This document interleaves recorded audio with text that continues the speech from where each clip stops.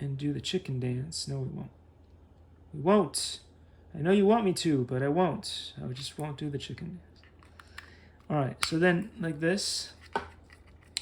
And then we can plug this into the wall and charge it. I guess I'm thinking you probably could put this into one of those 5-volt thingy Madoodles for your phone, and maybe it'll charge better. I don't know. I have to ask Brian. Brian would probably know.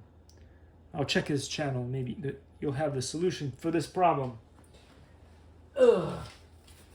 Let's see. So that'll be something that we'll take care of in a minute. But we're still working on this thing. So we have 3 special doodads. And then we have a bunch of parts. And I was looking at this going, hey. Likey